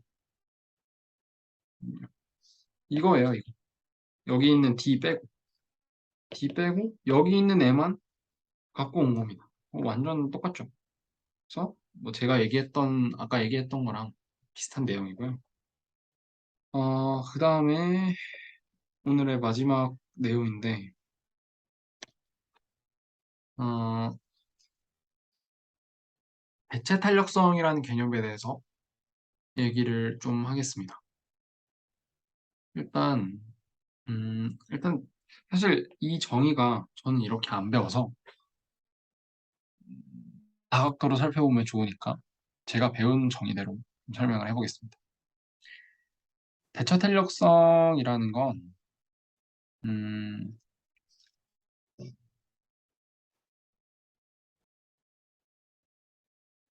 생산 요소끼리의 대체 관계를 보는 거예요. 그러니까 대체 탄력성이라고 되어 있으니까 어, 좀 말이 헷갈릴 수가 있는데 일단 정의부터 소개를 하고 제가 말씀을 드리겠습니다. 어, 이걸 이제 시그마라고 보통 표현을 하는데 시그마로 이제 표시를 하고 쓰는데 얘는 뭐냐면 아이고야 얘는 이제 우리가 탄력성인데 뭐에 대한 탄력성이냐면 즉 MRTS가 변할 때, 즉 등량 곡선의 기울기가 변할 때 등량 곡선의 기울기가 뭐였냐면 MRTS라는 게 뭐였냐면 같은 생산량을 만들고 싶을 때 같은 생산량을 유지하면서 생산 요소들의 그 투입 비율이 어떻게 달라져야 되냐라는 걸 넣은 거였죠. 표시한 거였죠. 그러니까 초반에는 예를 들어 여기서 시작을 한다고 가정을 하면 이게 뭐 얘 노동 자본이라고 치면 초반에 노동이 엄청 많았어요. 근데 이 같은 생산량을 유지하기 위해서는 어 요만큼 노동을 줄이고 자본을 좀 늘려도 같은 생산량이 나와요. 이게 다 같은 등량 곡선 위에 있는 점들이죠. 즉 이거를 되게 잘게 잘게 쪼개면 이렇게 움직이는 이 기울기가 바로 MRTS였잖아요. MRS랑 거의 똑같은 얘기라고 보시면 됩니다. 그래서 이 MRS가 움직일 때, MRTS가 움직일 때, 그러면 이 MRTS가 뭔가 변화하고 그 변화율이 이렇게 표시가 됐는데 그 변화율에 비해서 이 생산 요소들의 투입 비율은 어떻게 변화했는가? 그거를 이렇게 씁니다. 이 L분의 K를 뭐 일종의 어떤 상수로 정의를 하고 보셔도 돼요. 하지만 보기 좀 이상할 수 있으니까 직관적으로 보기에 생산 요소의 투입 비율은 그러면 얘가 변함에 따라서 어떻게 변화했는가라는 게 이 대체 탄력성의 개념입니다. 그래서 여기서 제가 개념을 좀 더 설명을 하겠습니다. 이건 결론적으로 말씀을 드리자면 등량 곡선이 얼마나 볼록하고 얼마나 덜 볼록한지를 나타내는 척도입니다. 어, 그래서 일단 이 그림을 먼저 볼게요. 이 그림을 먼저 보면 지금 MRTS가 이만큼이고 즉 여기서는 노동이 이미 많이 줄었어요. 이미 자본이 꽤 많이 들어가 있는 상태입니다. 즉 MRTS가 높다는 얘기는 이 상태에서 노동을 좀 더 늘리면 K가 좀 많이 줄어도 노동을 좀만 늘려도 나는 같은 생산량을 만들어낼 수 있다는 얘기예요. 이게 무슨 소리냐? 공장에 기계는 엄청 많아요. 기계는 한 10대씩 있는데 노동자가 한 5명밖에 없어요.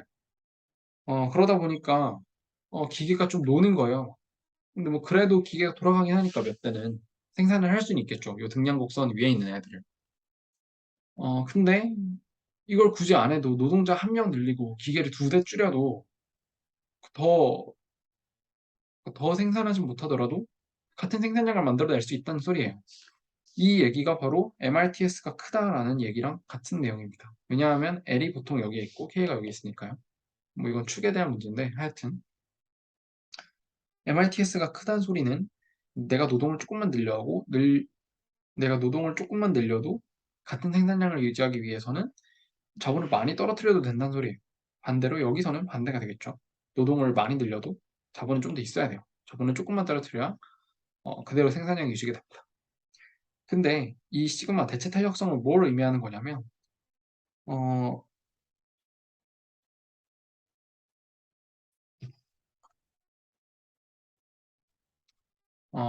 얘네 둘이 얼마나 대체가 될 수 있는지 L과 K가 얼마나 대체가 될 수 있는지를 얘기하는 거예요. 그러니까 만약에 너무 볼록하다. 매우 볼록한 등량 곡선이 있다고 치면 이게 만약에 되게 이렇게 돼 있어요. 막 이렇게 돼 있으면 자본이 여기서 이만큼 떨어져도 노동은 이렇게 늘어나겠죠. 그 말인즉슨 이게 뭘 뜻하는 거냐면 어떤 이 회사에서 이런 생산 기술을 가진 회사에서는 어, 자본과 노동이 막 그렇게 융합돼서 서로서로 대체 관계가 많이 없다는 뜻이에요. 왜 대체 관계가 없느냐?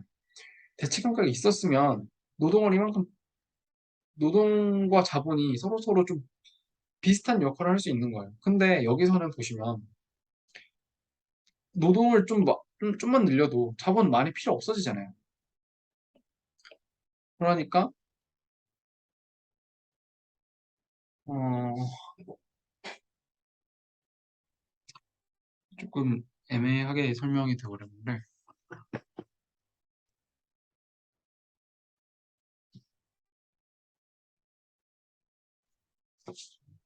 노동을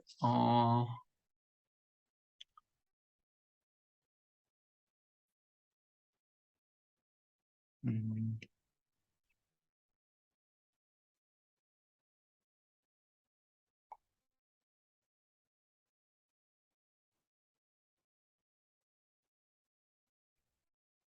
일단 그러면 반대 사례로 설명을 하겠습니다. 어, 이게 이런 식으로 된다고 생각을 해볼게요. 얘는 이런 식으로 되고, 그렇게 되면 그림, 그림 그리기가 어려워서 이게 여기로 제가 생각을 해볼게요. 비슷한 위치에 있는데, 얘는 지금,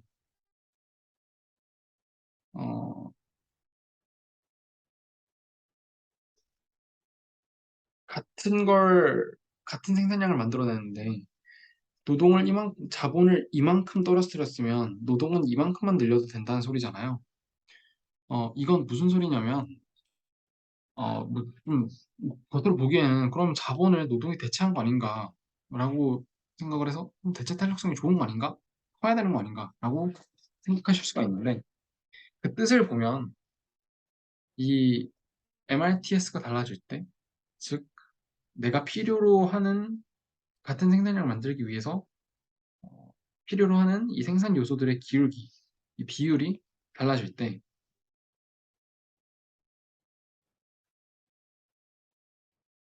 여기 있는 이 비율들은 어떻게 달라지느냐라는 말이에요. 어, 그러면 다시 설명으로 돌아가서 대체 탄력성이 안 좋다라는 얘기는 여기서 이만큼 떨어뜨렸을 때 얘는 이만큼밖에 안 늘었잖아요. 즉, 이 식에서 놓고 보면 MRTS는 그렇게 많이 차이가 안 나요. 많이 차이가 안 난다는 게 무슨 말이냐면 어, 내가 노동 한 단위를 포기를 하면서까지 이제 같은 생산량을 유지하기 위해서 넣어야 되는 자본은 그렇게까지 차이가 없는데 둘 다 큰데 얘는 얘는 얘에 비해서 이게 훨씬 크다는 거죠. 크다는 거죠. 요 차이가. 같은 이 기울기에 대해서도 이게 훨씬 크다는 소리예요. 여기가. 얘는 요만큼만 해도 되는데 얘는 이만큼 해야 되잖아요. 같은 MRTS. 그러니까 제가 여기 좀 이상하게 그려놨지만 지금 얘 파란색과 빨간색 서로 MRTS가 같다고 지금 제가 써놓은 겁니다. 그러니까 얘의 기울기랑 같은데 얘가 이만큼 변화할 때랑 얘가 이만큼 변화할 때랑 지금 K의 변화량은 얘는 이만큼 변화했지만 여기서는 이만큼밖에 안 변화했잖아요. 어, 그 말인즉슨 이쪽은 MRTS가 많이 변한다고 하더라도 실제로 투입하는 요 K와 L의 비율 자체, L분의 K는 요 비율은 그래도 어느 정도 비슷하게 유지가 된다는 소리예요. 이걸 좀 극단적으로 표시를 하면 이런 식으로 대체 탄력성 1인 애가 있을 수가 있죠. 1이라고 해야 되나? 하여튼 완전히 대체되는 관계가 있을 수가 있잖아요. 이거는 L과 K가 같은 비율로 유지되기만 하면 이게 유지되기만 하면 항상 같은 양의 생산량을 만들어낸다라는 얘기고 직선이란 얘기는 이쪽에 가까울수록 어, 이렇게 설명하는 게 좀 더 나을 수도 있겠네요. 네. 그러면 검은색으로 다시 그려보면 이런 식으로 등량곡선이 그려졌을 때 이런 극단적인 그 등량곡선은 K와 L 노동자본이 서로 완전한 대체 관계에 있을 때 나타내는 그런 등량곡선이에요. 즉 K와 L에 어느 정도 비율이 고정되어 있다면 이 일정 비율로만 K와 L을 바꿔준다면 이 기업은 항상 같은 양의 생산을 만들어낼 수 있다는 소리예요. 그럼 이때는 둘 사이가 대체 관계가 완전 대체적이겠죠? 방금 말한 제가 만들어낸 말인데 완벽한 대체제잖아요. 그러면 이쪽에 가까울수록 얘가 더 좀 평평해질수록 K와 L 사이에는 서로서로 대체 관계가 있을 거 아니에요.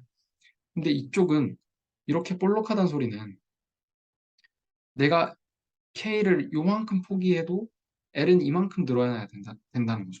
그러니까 얘네 둘이 차지하는 역할이 L과 K의 역할이 다르다는 거예요. 뭐좀 풀어서 설명을 하자면,